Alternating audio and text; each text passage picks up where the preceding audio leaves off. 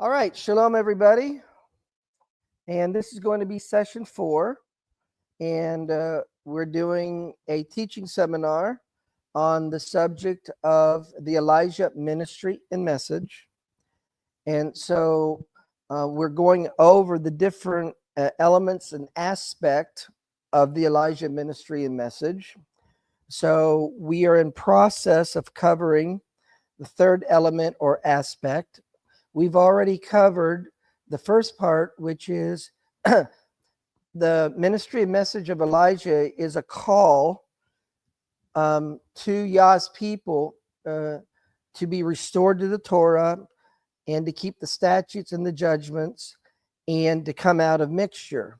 Secondly, the Elijah ministry and message is to prepare Yah's people, to prepare his bride for the coming of her bridegroom by allowing her and letting her know that King Messiah is coming to end her exile and to fulfill the prophecy of Ezekiel chapter 37, verses 15 to 24, and that is the two sticks becoming one.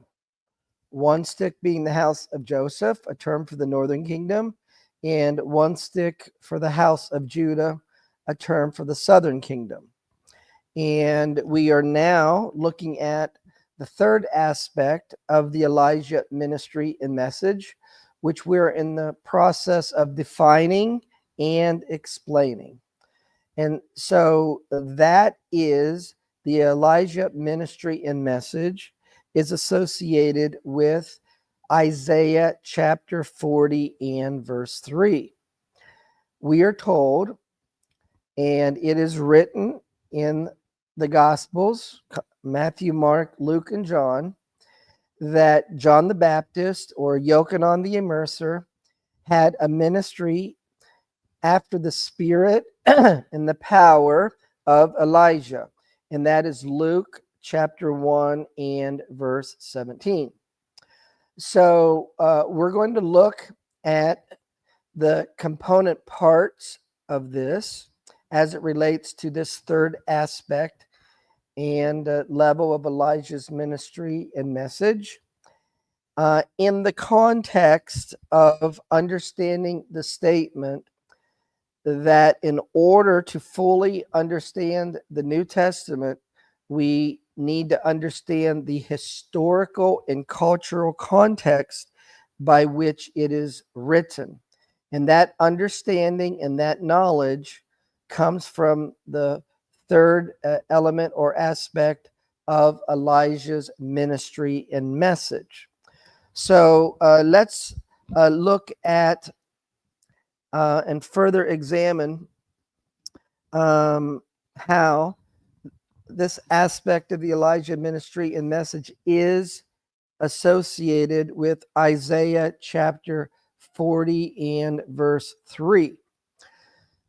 So Yeshua was asked a question in Matthew chapter 17 and verse 10. Why is it taught that Elijah must come first? In other words, the question is, why is it taught that Elijah in his ministry must precede the coming of the Messiah? Is that an accurate teaching? And that's the question that was being asked of Yeshua. And he answers the question in the affirmative in two parts. The first part is verse 11, where he said, Elijah truly shall first come and restore all things. He's talking about the future. And here we're given an understanding of how to see and recognize the Elijah ministry. It's going to be associated with restoration. And the second way in which he answered the question was that in verse 12, Elijah has come already. Elijah will come, but Elijah has come already. And in Matthew chapter 17, verse 13, this is a reference to John the Baptist or Yochanan the Immerser. So we can see explicitly that John the Baptist or Yochanan the Immerser had the ministry of the spirit of Elijah, because it says in Luke chapter 1 and verse 17, and he shall go before him in the spirit and the power of Elijah, to turn the hearts of the fathers to the children, and the disobedient to the wisdom of the just, to make ready a people prepared for the Lord. So one place where we can see the prophecy of the Elijah ministry and message, which precedes the coming of the Messiah, is as we would understand the second coming of Yeshua. That's Malachi chapter 4, verses 4 to 6. And we can see how it's related to the second coming of Yeshua, because those verses say, remember the Torah of Moses, my servant, which I commanded unto him in Horeb for all Israel with its statutes and judgments. Behold, I send you Elijah the prophet before the coming and the great and the dreadful day of the Lord. So this is describing something that hasn't yet happened, and it is associated with what we would understand as the second coming of Yeshua. So this is the Elijah ministry and message associated to the second coming. And now we're going to look at one that is connected to the first coming, and that's Malachi in chapter 3 in verse 1. And that verse says, and it starts out with, behold. Now, this is being translated, of course, from the Hebrew, and the English translation says, behold. Whenever you see a behold, what it means is this is something extremely important. It's extremely significant, and you need to pay attention to it. So, behold, I send you my messenger. So the word messenger there in Hebrew is malach. And I will send my messenger, and he shall prepare the way before me. So you see that phrase, that the messenger is going to prepare the way before me? That is a hint. That is a clue, and that is a reference to Isaiah chapter 40, verse 3. So as I mentioned in the last session, when you come to begin the process to understand and learn Torah, one of the things that's presented to you is there's 4 primary levels in understanding and interpreting the Torah, and that is Peshat, Remez, Darash, and Sod. Peshat is the literal. Remez is something is being hinted or alluded to something else. And Darash is how we extract an understanding from the scriptures. And what's associated with this is parables. And then we got the Sod. Sod is the heart meaning, the true intent, the true spiritual meaning of everything. And in order to get to the Sod understanding, you got to go through the other levels to get to the heart or the true meaning of what the scriptures is actually trying to communicate to you. So here in Malachi chapter 3, verse 1, where it says he will prepare the way, this is a remez, this is a hint to Isaiah chapter 40, verse 3. So in order to see the connection, it says he will prepare the way before me. So Isaiah in chapter 40 and verse 3 says, the voice of him that cries in the wilderness, prepare the way of Yahweh, make straight in the desert a highway for our God. So the way a remez works is it doesn't quote you the entire verse. It just refers to it such that you know that it's talking about that verse.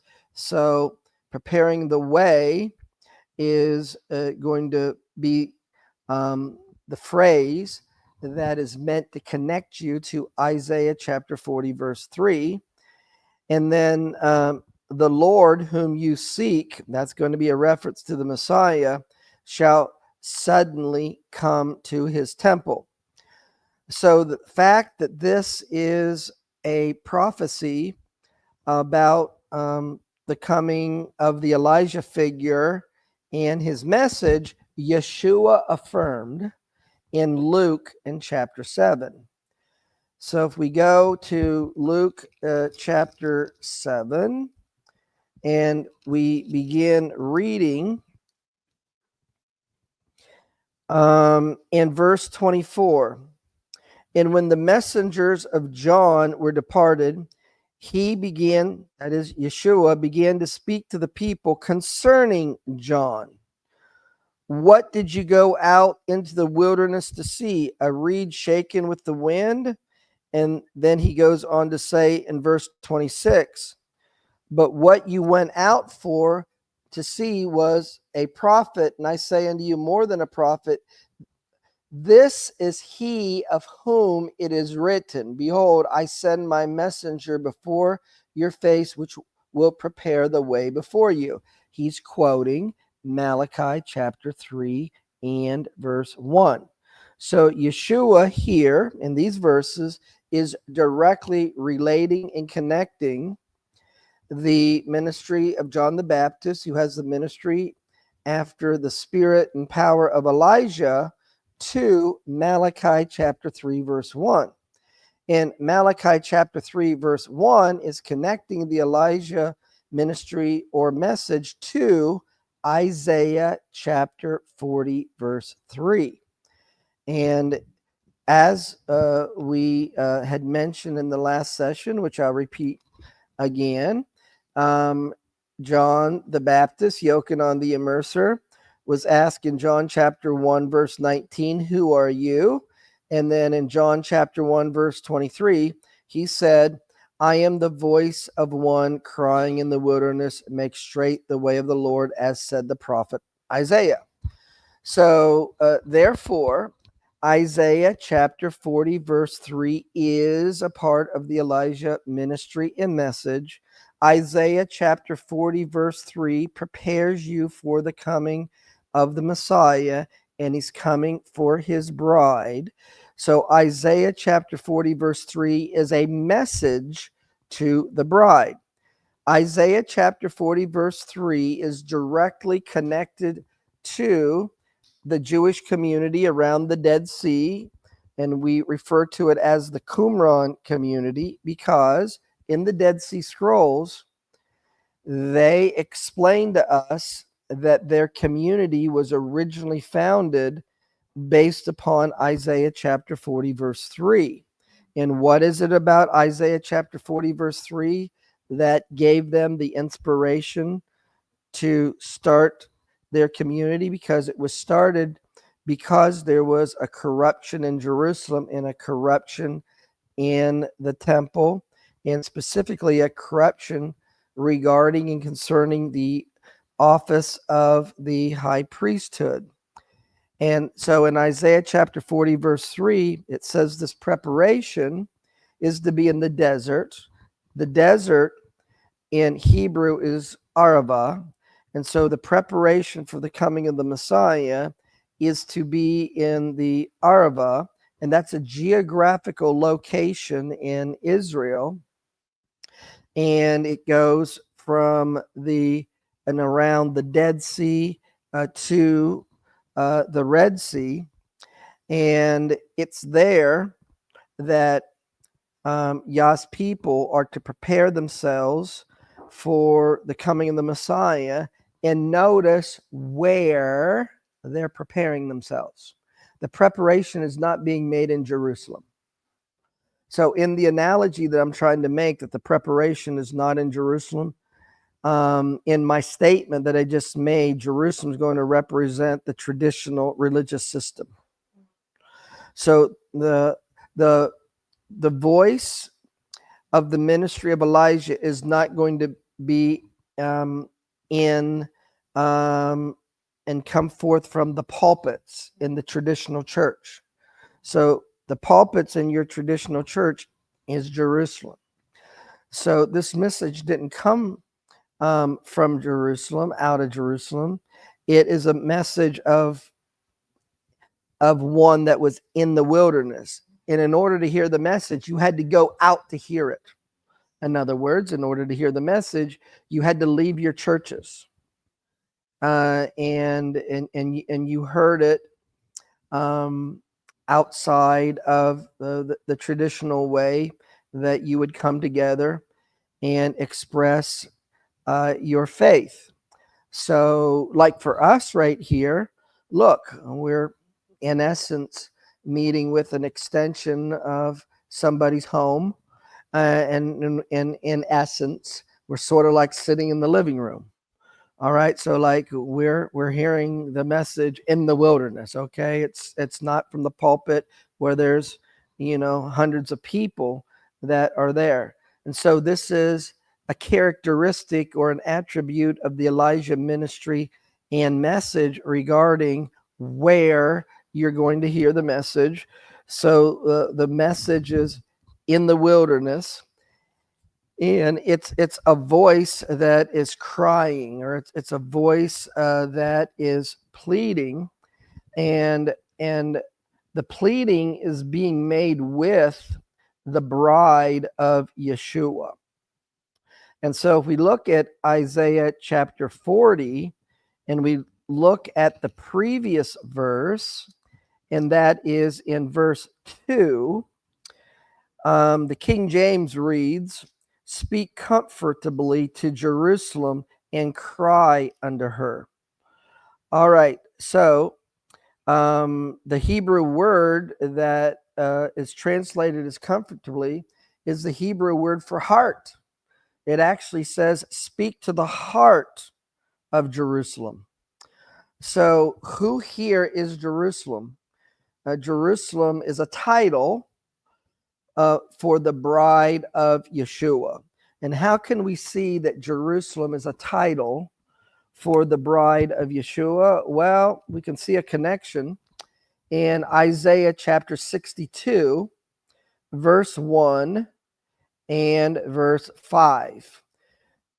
"For Zion's sake will I not hold my peace, and for Jerusalem's sake I will not rest, until your righteousness thereof goes forth as brightness, and salvation as a lamp that burns. For as a young man marries a virgin, so shall your sons marry you. And as the bridegroom rejoices over the bride, so shall your God rejoice over you."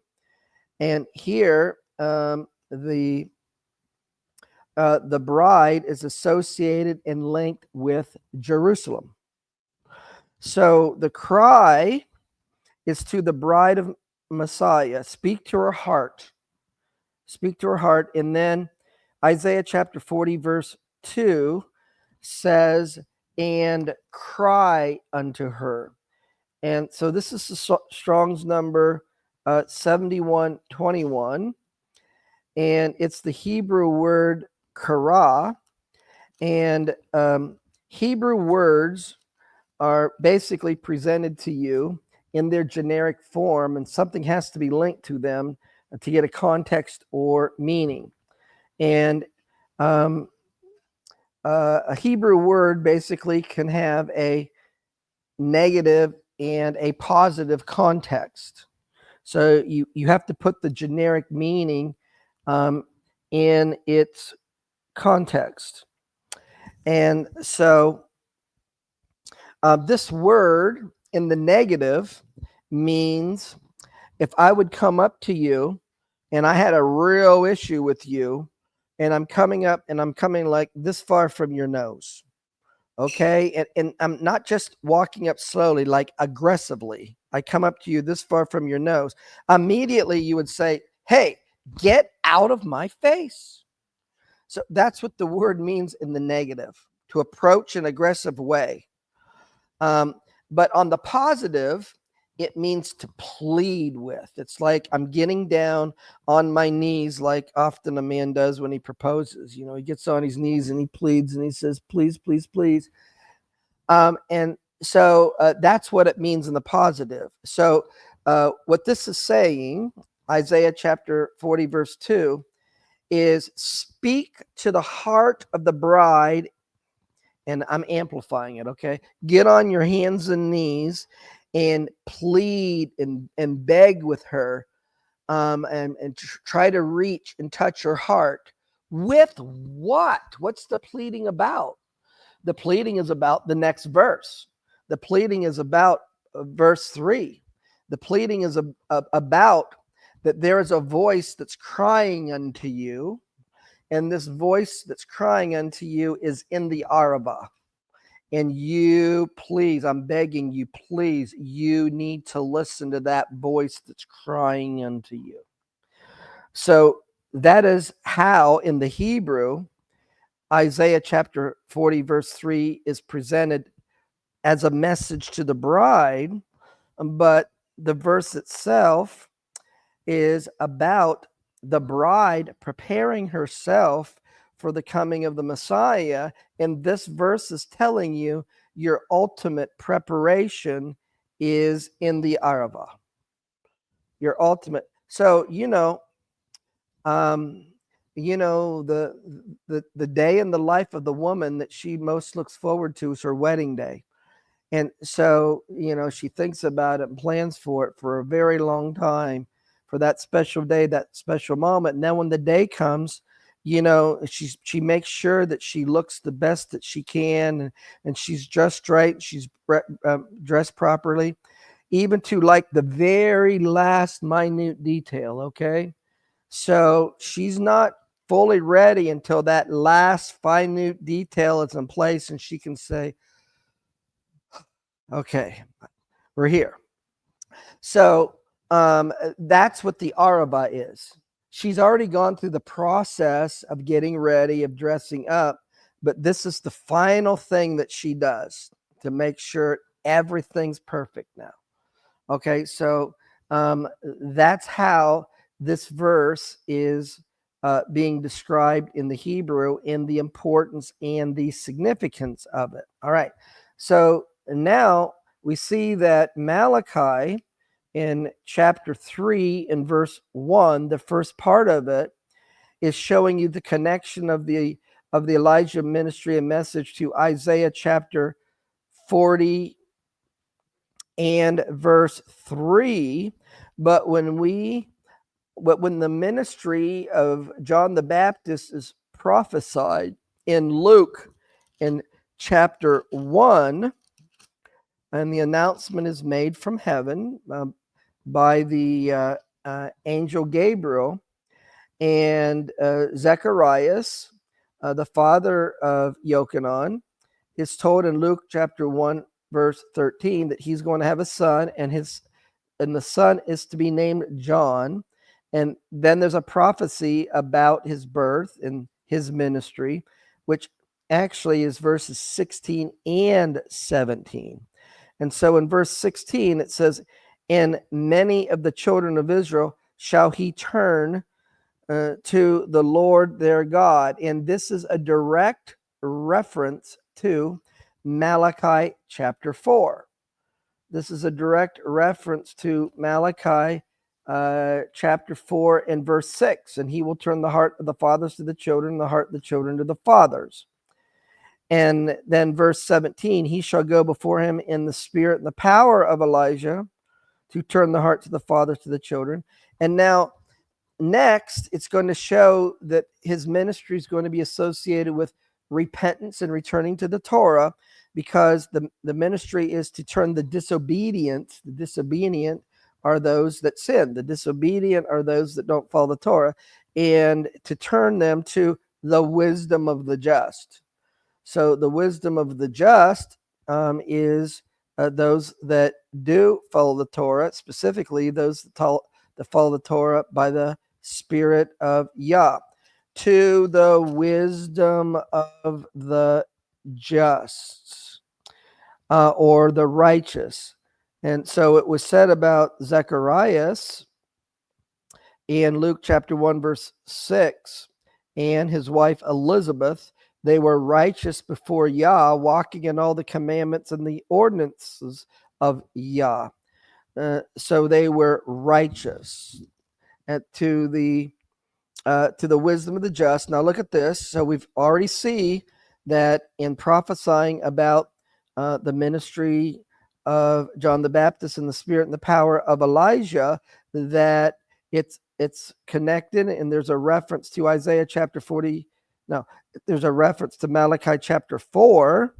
And now we're going to see at the end of verse 17, to make ready a people prepared for Yahweh. Now that is a reference, that's a hint to Isaiah chapter 40, verse 3. So now we have the Elijah ministry and message is Malachi 4, 4-6, as well as Isaiah chapter 40, verse 3. So now since we understand the principle, what's the details of the principle? Because all that I've shared with you so far in stating what I said is just the principle of the matter. Okay, how do we get to the application? How do we get to the details? Well, this is where the subheading of this message, this seminar, which is entitled The Elijah Ministry and Message, this subpart, this third part of the ministry and message of Elijah can be subtitled Understanding the Historical and Cultural Context of the New Testament. So what is the historical and cultural context of the New Testament? It is this, that when we have the setting of the Gospels of Matthew, Mark, Luke, and John, we're being put right in the middle of a very large and deep religious dispute among the Jewish people. And so if you can look at it this way, you've walked onto the scene, and these two sides are arguing with each other, and you can see they're pretty intense and what they're arguing about. And here you are, you're standing here, and you're just now becoming aware of that they're having an intense argument or debate with each other, and then as you get a little bit closer, you hear a little bit maybe what they're screaming about or what they're talking about, and here you are coming in the middle of their dispute, and you're trying to figure out what it's all about. That's what it's like when you're starting to read the Gospels, when you are reading the New Testament. So bring another analogy into it. It's like this. You've decided to go to the movies, and the movie happens to be from 7 p.m. to 9 p.m. And you happen to arrive late. You arrive at 8 p.m. and you watch the movie from 8 p.m. to 9 p.m.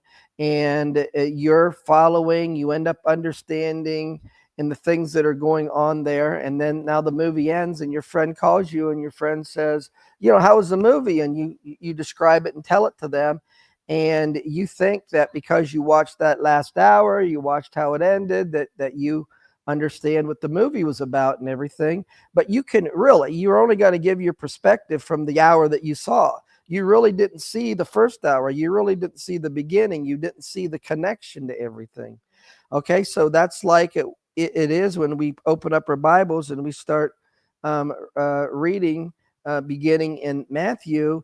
You're now in the middle of the movie. You're now 175 years into the Jewish religious dispute, and now you're reading it, and you end up, hearing about in the movie there's this Messiah, and you end up believing in him, and then you think you understand who he is and what he's about in his message, but you're only watching the part of it, so you're getting the full picture, but you're not getting the full picture.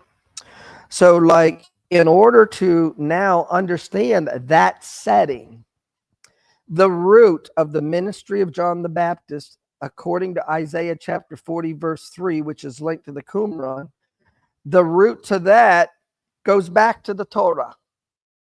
The root of the ministry of John the Baptist and the spirit and the power of Elijah, it goes back to the Torah, and it goes back to after that Israel built the golden calf. That's when we have the inauguration of the Levitical priesthood, and that's when we are told about what's going to be priesthood, and that office is going to come from Aaron's sons. So if we go to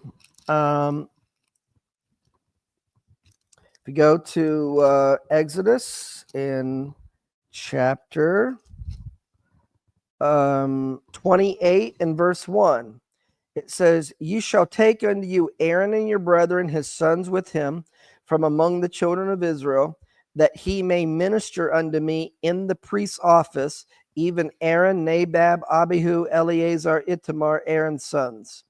So here we're being told that the office of the high priesthood of the Levitical priesthood is to be from Aaron and his sons. Now, when we're reading this, did God give an explanation of why he decided to do it that way?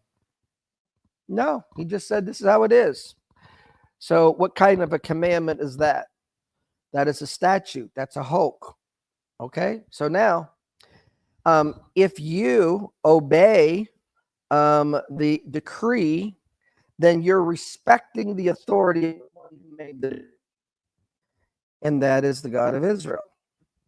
If you refuse to accept the decree, you're not accepting his authority. So the decree is associated with the authority of the one that made the decree. Okay, so now that office was established by his decree. Now we're going to see in a Torah portion that his decree is going to be tested. Okay, and his decree being tested. What I'm doing now, I'm going back to the beginning, and I'm explaining to you the history and the roots, the historical and cultural aspect, to understanding why we're being told in Luke chapter 1, we're being introduced to the ministry of John the Baptist or Yochanan the Immerser in the context of Isaiah chapter 40, verse 3, okay? So this is what I'm doing, going back to the root, and I'm explaining it to you, okay? The history and the cultural context. So it begins with Aaron has the 4 sons, and they were to minister in the office of the high priesthood. Now, there's a test regarding Yah's decree regarding this matter, and the test is found in Numbers in chapter 16. So in Numbers chapter 16, in verse 1, it says Korah, Korah is a Levite. Korah is a Levite. He's the son of Itzar, the son of Kohath, the son of Levi. So Korah is a Levite. And then it says in verse 2, there rose up before Moses with certain of the children of Israel 250 princes of the assembly, famous in the congregation, men of renown. They're respected leaders, 250 of the best and highest respective leaders, along with Korah from the tribe of Levi. And they think that, they're qualified to do what Moses is doing. They believe they're qualified to be leaders of the people. And so here's what they say in verse 3.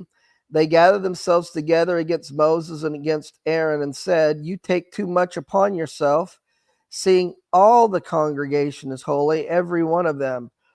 And Yah is among them. So why do you lift up yourselves above the congregation of Yahweh?" And so, they're framing the argument like, hey, we're just as qualified as what you are. And so why do you put yourself above everybody else in the leadership? Because we can do it just as well as you. So, like, why can't we be a speaker at your conference? All right. So here's what the issue ultimately became. In verse 8, Moses said to Korah, "Hear, I pray you, you sons of Levi, is it a small matter that the Elohiym of Israel has separated you from the congregation of Israel to bring you near to himself to do the service of the tabernacle of Yahweh, and to stand before the congregation to minister?" In other words, he's saying, look, not all the 12 tribes get to do this. It's the Levitical tribe that's been chosen to do this, and you are a Levite. You've been honored by Yah to be able to do that. Do you think that that's just a small thing? But then it says in the next verse, and this is what it's all about. And he brought you near to him, all the brethren of the sons of Levi with you. And he says, now, are you also trying to seek the priesthood also? You see, by decree, Yah said Aaron and his sons. So if you're from the tribe of Levi, but you're not from Aaron and his sons, you are disqualified from having the office of the high priesthood. Doesn't matter if you're a good teacher in Israel. You got to be from Aaron and his sons, and that came by decree. So if they are questioning the priesthood and the office of the priesthood, they're actually challenging Yah's authority, who made the decree, but they're challenging his authority through Moses. So you know what happened? There ends up being a judgment. So the people would learn Torah. They would learn a lesson that when Yah makes a decree that the office of the high priesthood is only to be from Aaron and his sons, he meant it. And it's a very serious offense for you to try to change it in any way. So there was a judgment upon the people. And in order to affirm the seriousness of the issue to the people, we have the next chapter in Numbers chapter 17. It says, and Yah spoke unto Moses, saying, speak unto the children of Israel, and take of every one of them a rod, according to the house of their fathers, all the princes according to the house of their fathers, 12 rods, and write every man's name upon the rod, and you shall write Aaron's name upon the rod of Levi, for one rod shall be for the head of the house of their fathers. And you shall lay them up in the tabernacle of the congregation before the testimony, where I will meet with you. And it will come to pass that the man's rod whom I choose shall blossom. I will make to cease from you the murmurings of the children of Israel, whereby they murmur against you. And Moses spake unto the children of Israel, every one of the princes, and gave them a rod for each prince according to their fathers' houses, even 12 rods, and the rod of Aaron was among their rods. And Moses laid up the rods before Yahweh in the tabernacle of the wilderness. And it came to pass that on the morrow Moses went into the tabernacle of witness, and behold, the rod of Aaron for the house of Levi was budded and brought forth buds, and it bloomed blossoms. Interestingly enough, I haven't looked it up, but I'm willing to bet that that's the same word, blossom, as the word in Isaiah chapter 35 about the Arava.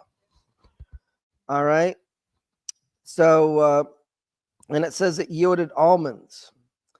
And so Yah said to Moses in verse 10, bring Aaron's rod again before the testimony to be kept for a sign against the rebels. And you take away their murmurings from me, that they die not. Moses did so.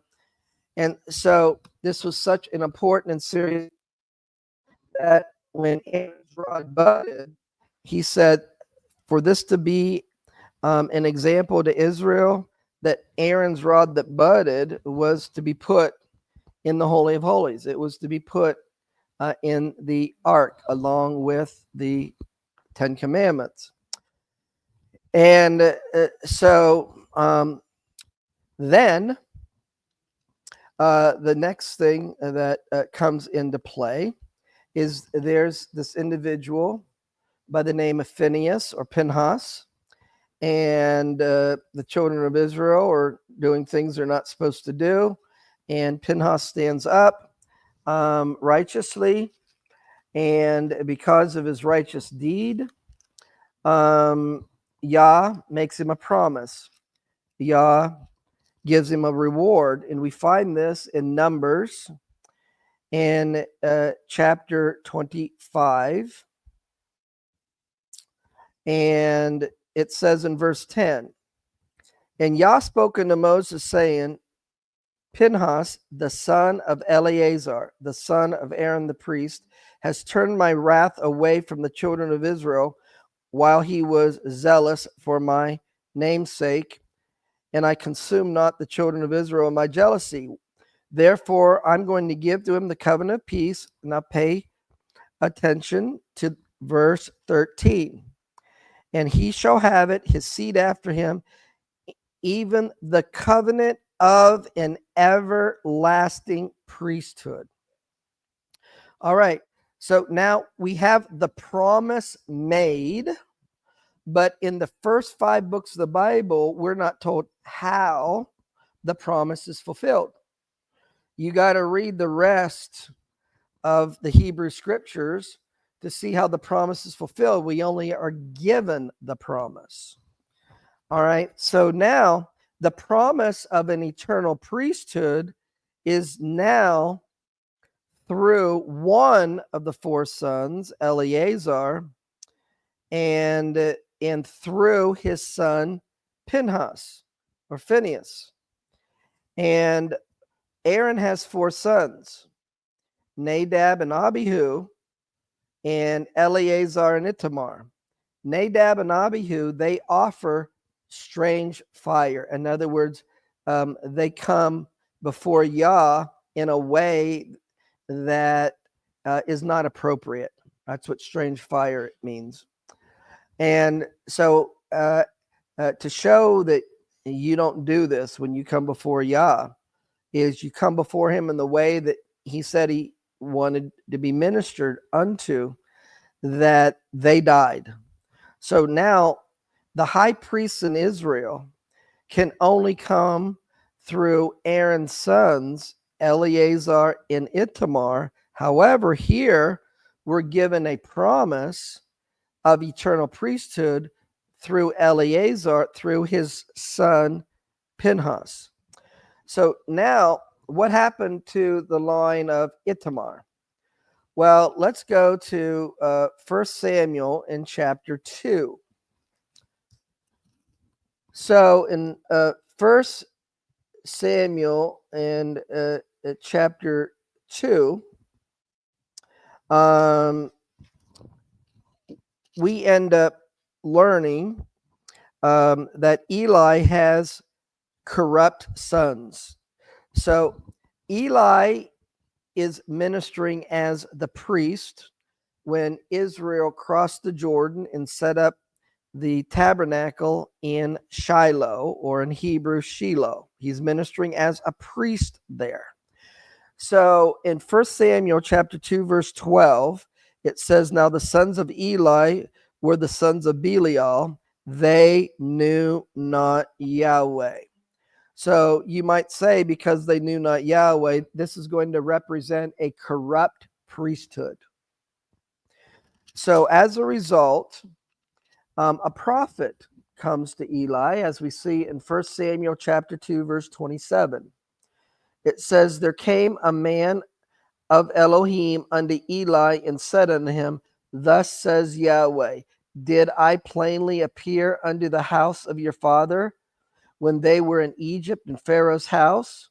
And did I choose him out of all the tribes of Israel to be my priest, to offer upon my altar, to burn incense, to wear an ephod before me? And did I give unto the house of your father all the offerings made by fire unto the children of Israel? Wherefore kick you at my sanctuary, at my offering, which I have commanded in my habitation, and you honor your sons above me, to make yourselves fat with the chiefest of all the offerings of Israel, my people. It's a corrupt priesthood. Verse 30. Wherefore Yahweh Elohiym of Israel says, I am indeed that your house and the house of your father should walk before me forever. But now Yahweh says, be it far from me, for them that honor me I will honor, and they that despise shall be lightly esteemed. Behold, the days come that I will cut off your arm and the arm of your father's house, that there shall not be an old man in your house. So in other words, he's proclaiming judgment upon the corrupt priesthood, and he's ultimately then proclaiming that Eli and his house is going to be judged or become desolate, meaning that the office of the high priesthood through him, and now he is of the line of Ithamar, that there's going to be a judgment that's going to come upon the line and the house of Ithamar through Eli. So a prophetic word is given. Now we have to have the confirmation of the word. And it says in 1 Samuel chapter 2, verse 34, this shall be a sign unto you that shall come upon your two sons. In one day, both of your sons will die. That's the sign that what I'm telling you is true. Now, in proclaiming the judgment, then it says in 1 Samuel chapter 2, verse 35, I will raise me up a faithful priest, and shall do according to that which is in my heart and in my mind. And I will build him a sure house, and he will walk before my anointed. He's going to walk before my anointed, my Mashiach. So this anointed priest, or this anointed priesthood, is going to walk before the Messiah forever. So when he gives the judgment to the line of Ithamar, he's affirming the blessing of an eternal priesthood, which was originally made through Eleazar and his son Phinehas. So he affirms that eternal priesthood line. So ultimately, then, we have this prophecy in 1 Samuel chapter 4, verse 11 gets fulfilled. And the ark of Elohiym was taken, and Eli's two sons were killed. So now we have the prophetic word. We have the confirmation of the word. Now, this is going to become what I just read and shared with you, be a detail regarding how the prophecy that was made to Phinehas, that he was going to have an eternal priesthood. This becomes a detail regarding how it's going to be fulfilled. However, this is still yet prophecy,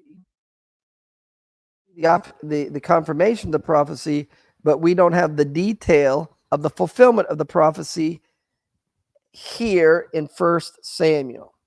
The ultimate fulfillment of the prophecy that was given here in 1 Samuel that relates and pertains to the promise that was given to Phinehas or Phinehas is found in 1 Kings in chapter 1 and chapter 2. So let me share with you the connection, and then we'll look at the details. So in 1 Kings chapter 2, verse 27, so Solomon thrust out Abiathar from priest unto Yahweh, that it might fulfill the word of Yahweh that he spoke concerning the house of Eli and Shiloh. This is now going to be the fulfillment of the prophetic word in 1 Samuel in chapter 2. So the details of the fulfillment of the word is 1 Kings chapter 1 and 1 Kings chapter 2.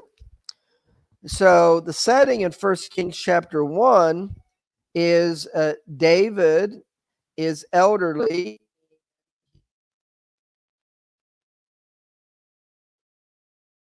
When David was king, time of his kingship that was with him. And the two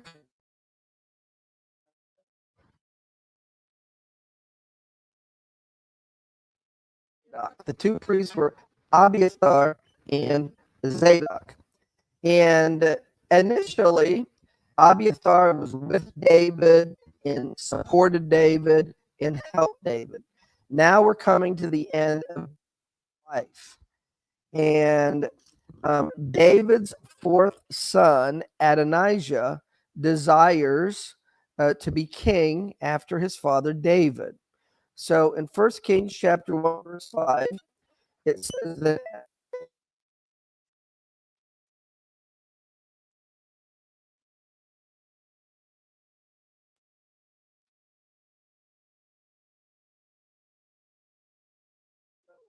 when he did this,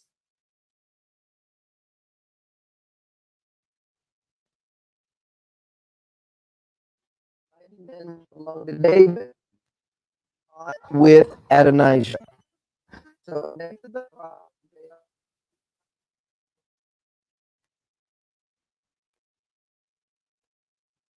was going to be king after King David. However, who did participate was Abiathar.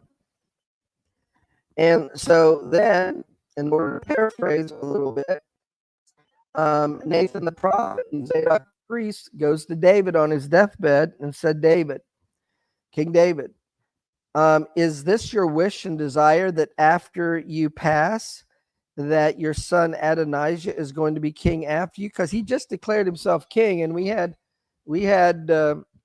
Abiathar the priest out there affirming it. So is this your desires? And he said, no. I've already made it known that Solomon is going to be king after me. So he instructs Nathan the prophet and Zadok the priest to go out and to anoint Solomon to be king. And so in 1 Kings chapter 1, verse 28, then King David called me Bathsheba, and she came to the king's presence and stood before the king. And the king said, as Yah, thou hast redeemed my soul out of all distress, and I swore unto you that Solomon your son shall reign after me, and he will sit upon my throne, and even so will I do it this day. Verse 32, Zadok the priest and Nathan the prophet. Now you go and you anoint Solomon as king. Verse 34, let Zadok the priest and Nathan the prophet anoint him thereover, anoint him there to be king of Israel, and blow the shofar and say, God save King Solomon. In other words, he's king. So Zadok the priest and Nathan the prophet did this. And so when he did this, we're told in 1 Kings chapter 1 and verse 50 that Adonijah was afraid because of Solomon, and Adonijah went and caught hold of the horns of the altar. So when he's grabbing a hold of the horns of the altar, he's pleading for mercy. He's pleading for his life. And Solomon tells him in 1 Kings 151, Adonijah feared King Solomon, and he got hold of the horns of the altar. And he says, let King Solomon swear unto me this day that he will not kill me with the sword. And Solomon said, if you show yourself a worthy man, everything's going to be fine. But if you're guilty, you will die. I just paraphrased it. So King Solomon sent, and they brought him down from the altar. And then Adonijah was told to go to his house. So ultimately then, the instruction is eventually given by King Solomon, that Adonijah, because of this act of rebellion against his father, that he was going to die. So he did. And so then Solomon approaches Abiathar and says to him, now, you was a part of this rebellion as well, and you deserve death. However, you carried the Ark of the Covenant for King David, and as a result, on the merit of that, your life is going to be spared. However, you're not going to be priest in Israel.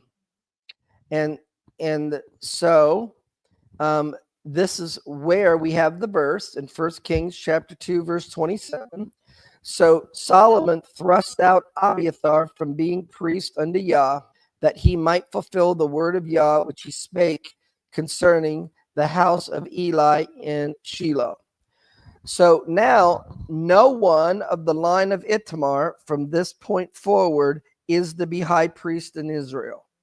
Aaron has 4 sons, Nadab, Abihu.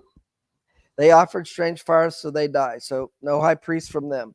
Now, from the time that the word is given by Solomon, there's not going to be any high priest that is from the line of Ithamar.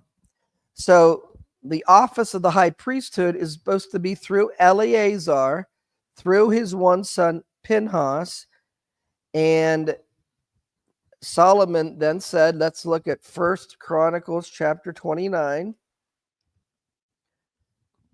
1 Chronicles chapter 29.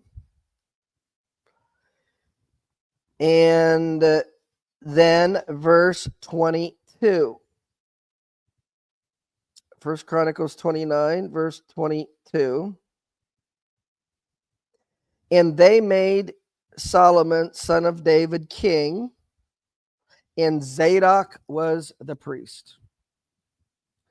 So the office of the high priesthood is now going to come from Aaron through his son Eleazar, through his son Pinhas, and then down the line to Zadok. Zadok is a descendant of Pinhas. And so we can see this priestly line in 1 Chronicles in chapter 6. So in 1 Chronicles in chapter 6 and verses 3 through 15. So verse 3, 1 Chronicles chapter 6, verse 3. And the children of Amram, Aaron and Moses and Miriam, the sons of Aaron were Nadab, Abihu, Eleazar, and Ithamar. And now we're specifically going to have itemized through the line of Eleazar. Eleazar begat Pinhas. So the eternal priesthood was promised to Pinhas. And who begat. And then we have in verse 8, Zadok. And this is the first Zadok. And then if we go down to verse 12, we have Zadok listed again. So this is the Zadok that was high priest when Solomon begins his kingship. And then we have from Zadok the priest, we have down to Jehozadak, who went into the Babylonian captivity. So Zadok the priest, all the high priests in Israel were to be from the line of Zadok. And so then we have the Babylonian captivity, and then we have the return from the Babylonian captivity. And the details of the return from Babylonian captivity is itemized for us in the books of Ezra and Nehemiah. And here in Nehemiah in chapter 12, we're going to have the priests that return. Nehemiah chapter 12, verse 1. These are the priests and the Levites that went up under Zerubbabel, etc. And we are going to have a listing that of those that served in the office of the priesthood in verses 10 and 11. And Jeshua begat Jehoiakim, and it goes on, and the last one is Jaddua. Okay, so these were high priests after the Babylonian captivity, and Babylon fell by the Persians. And so when the Persians defeated the Persian era,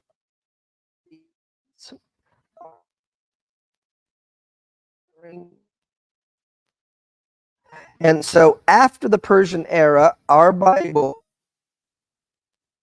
who the priests were and who came after the Persian era, it was the Greek era.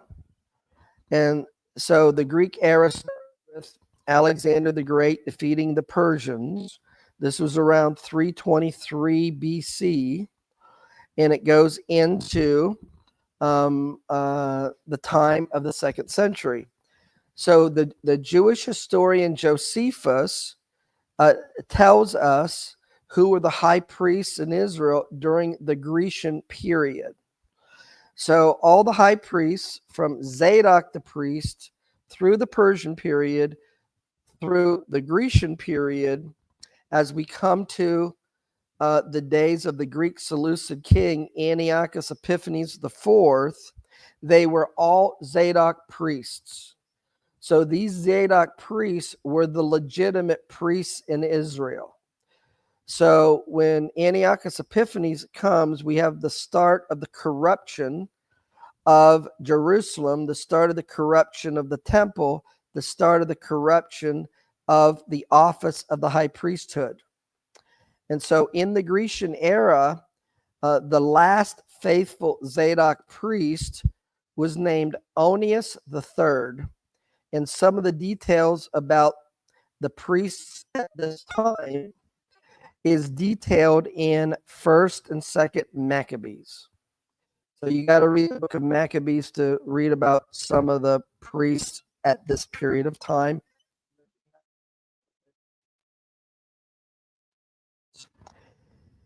Now, Onias is a Greek name. And if you render his name into Hebrew, you could render it Jonathan or Yochanan. So that's going to bring us ultimately to the question of, in Luke chapter 1, in the narrative, why was it so important that heaven wanted Zechariah's son be named John? The angel Gabriel had to say, that's the name of your son. Because according to his custom, he wasn't going to be named Yochanan. So heaven had to intercede so that his name would specifically be named Yochanan. So for those of you who are parents who've had a son, you probably haven't had the angel Gabriel tell you what to name your son. So like the question is, why is it so important to heaven that Zechariah's son be named John? Well, first of all, before I get into those details and answer that question, when the priesthood started to become corrupted from the Greek influence, and like I said, some of these details is in the book of Maccabees. Initially, you had Antiochus Epiphanes IV making decrees, and he desired that the Greek Empire and Jerusalem, that they were to follow Greek ways and Greek customs, and decreed that the people weren't follow the Torah. So as you know, there was a rebellion that was led by Mattathias and his sons, and the victory in standing up against Antiochus Epiphanes IV is celebrated today, and that is the holiday of Hanukkah. However, after Antiochus Epiphanes IV, the next Greek Seleucid king made an agreement with one of Mattathias's 5 sons, Jonathan, because they were in charge of the army in protecting Israel, and made an agreement. And Jonathan gave some of the temple treasury to the Greek Seleucid king. And the agreement was that if the Greek Seleucid king had any internal challenges to his rule or external challenges, that Jonathan in the Maccabean army would come to their aid. In exchange for this agreement, the Greek Seleucid king said that he would recognize and honor Jonathan as the high priest in Israel. And so the time from Jonathan becoming high priest to the end of the Hasmonean or Maccabean high priestly rule was 152 BC to 37 BC. And at the year 37, that's when Herod comes. That's when the Romans come. So the Maccabeans, while they were Levites, like Korah was a Levite, they were not of the Zadok line. So therefore, this is effectively a Korah rebellion. These were priests that were not designated and promised to be of the priestly line. Remember, it's Eleazar, Pinhas, Zadok, the sons of Zadok, clear from Zadok the priest, who was the priest beginning with the reign of Solomon, clear down through into this Greek period, and the Zadok priests were removed from their office, and the Hasmonean Maccabees took their place. So how did the Zadok priests decide to deal with this big problem? And that's where they saw from Isaiah chapter 40, verse 3. They got the inspiration from Isaiah chapter 43 that what they were to do about their situation, according to Isaiah chapter 40, verse 3, they were to go in the Arava. And actually, where they were around the Dead Sea is a very strategic point. When Israel crosses into the Jordan, and it's a very strategic place in the history of Israel that's going on in and around that area. And so that's where they went. That's where they built their community.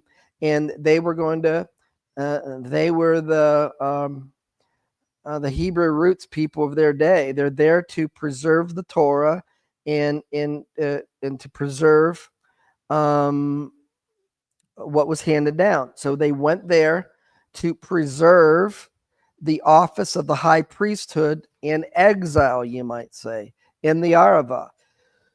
So we read explicitly in the Dead Sea Scrolls, multiple places, that the leadership of the Qumran community were Zadok priests, and that this is a covenant community. You've heard people in our movement, they talk about, not only they're looking for fellowship, but like they're looking for community. Some want to be a part of a community. So this spirit of desiring community, that was the Qumran. They lived as a community. They lived as a covenant community. And not anyone and everyone could be a part of their community. There was a process to join their community. It was a 2 to 3 year process.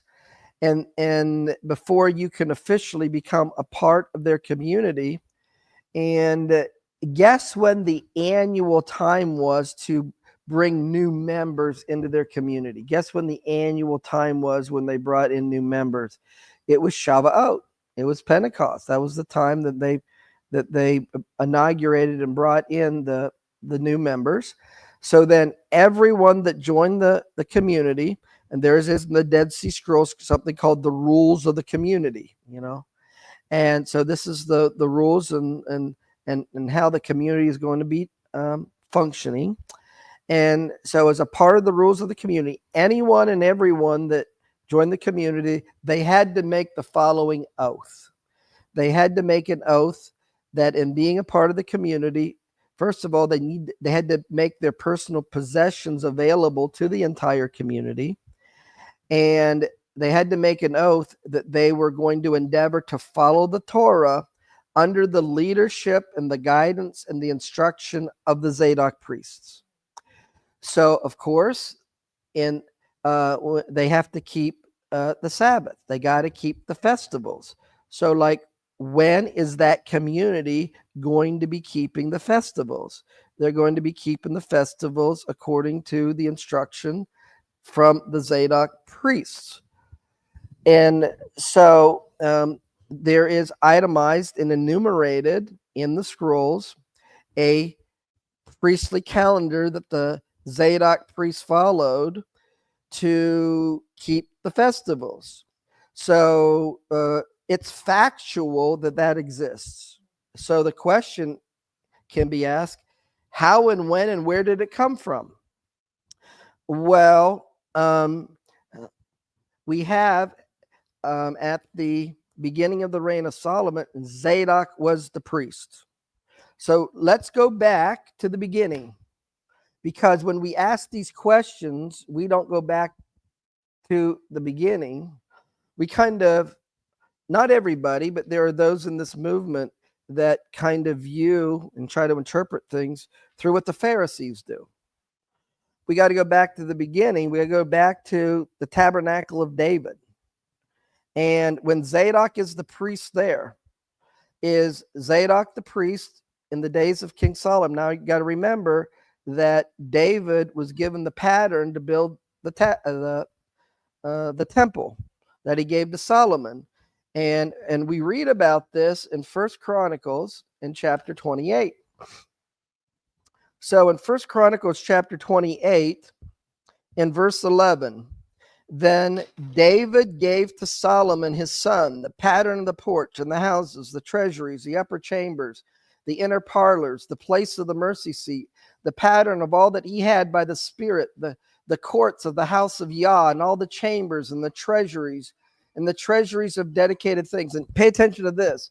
David gives to Solomon, verse 13, the courses of the priests and the Levites to do the service in the house of Yah, that is the temple.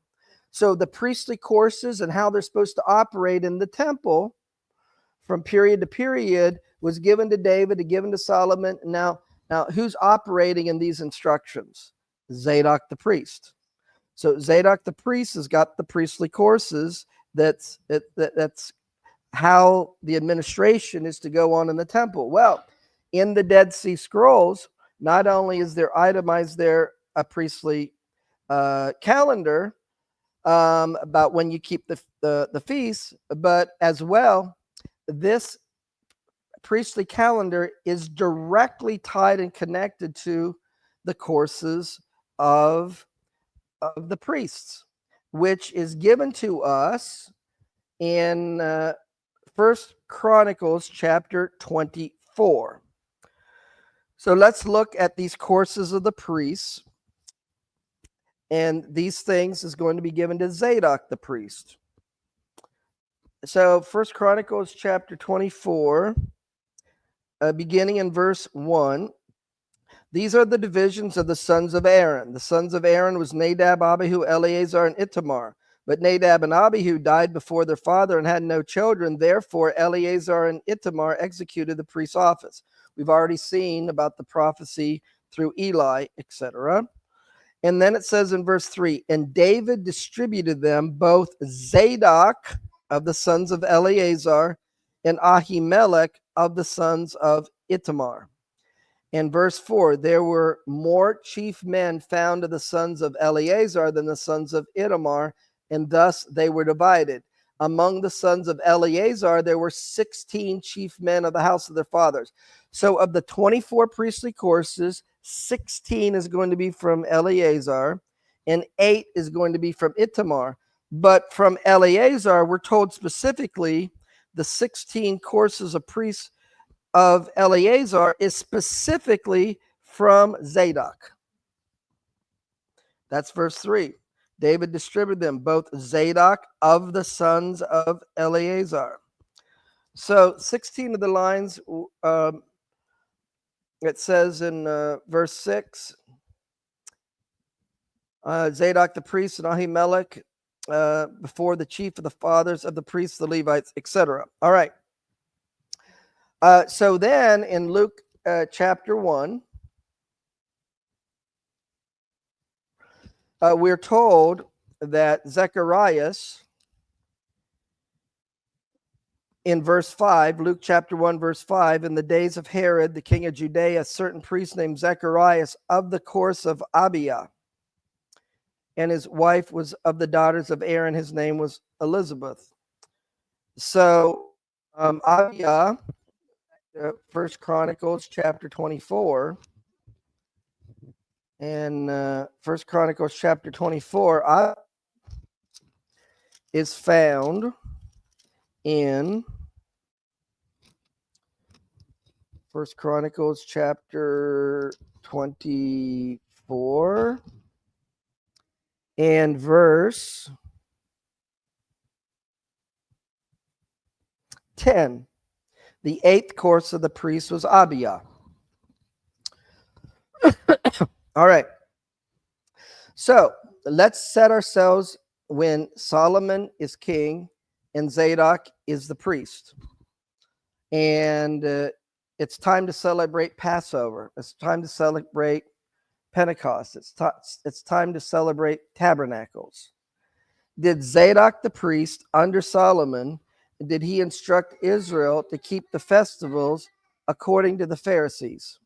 They didn't exist. Did he instruct them to do it as was done by the Sadducees? They didn't exist. So, like, how is he doing it? And is how Zadok the priest is doing it under Solomon, do all the Zadok priests do it the same way, down to the end of the office of the Zadok priesthood? And when the office ends, the righteous Zadok priests go and establish their community in the Qumran, and they tell us a priestly calendar that they use to celebrate the feasts, and we're told of the priestly courses that directly align with the calendar.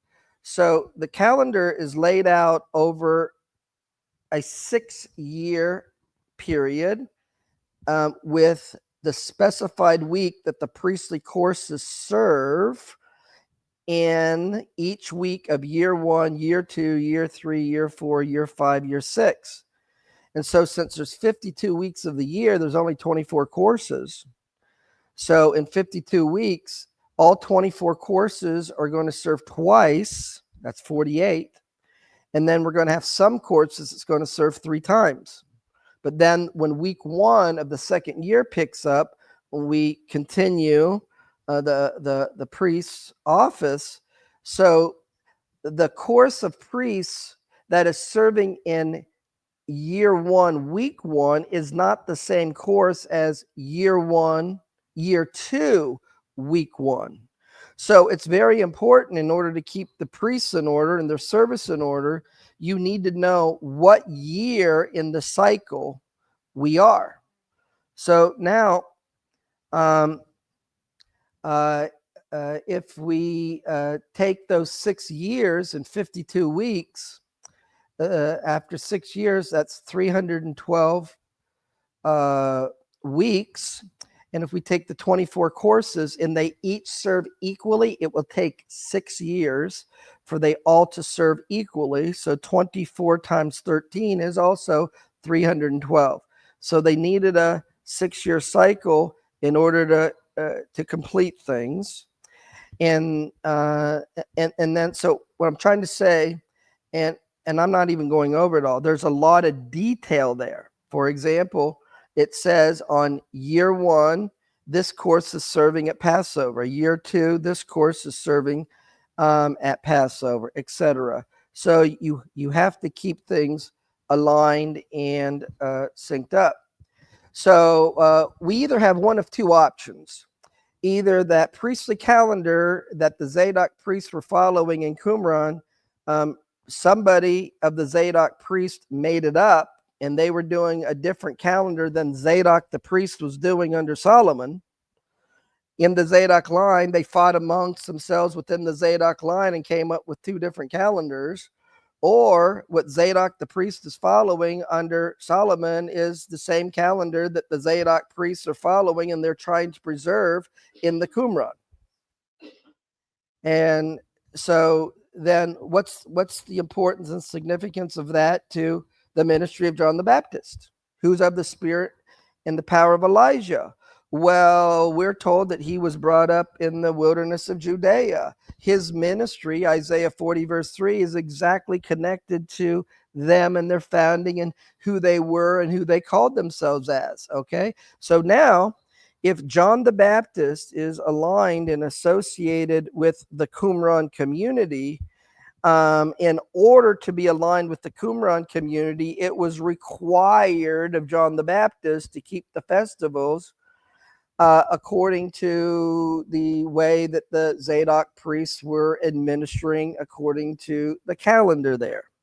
So therefore, when John the Baptist is keeping the festivals, he's going to be doing it that way. But the temple system, the Sadducees and the Pharisees are doing it another way. So a statement that I haven't made yet about this religious dispute amongst the Jewish people in the historical and cultural context of the New Testament, the original dispute is about two issues. Number one, authority. And number two, the correct interpretation of the Torah. That dispute over those two issues went on for 175 years. When Yeshua comes, there's a third element of the dispute that entered into the equation. And that third element was, is he the Messiah or not? But the first two had already been going on. And so John the Baptist, Yochanan the Immerser, and Yeshua are born into this religious dispute between the three major groups.